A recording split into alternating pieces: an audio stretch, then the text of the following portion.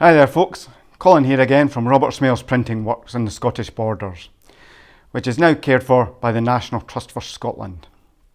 And today we're going to be examining another old printing phrase, which is a dab hand.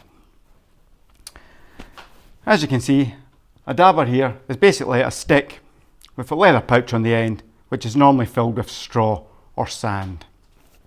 The printer would ink these up, dabbing a nice even coating of ink onto the type here.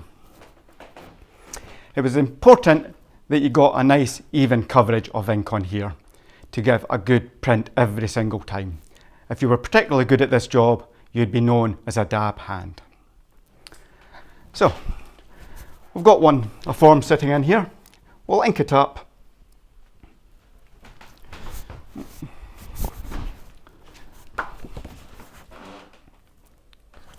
We'll roll it under, pull the impression hand out and see what we end up with.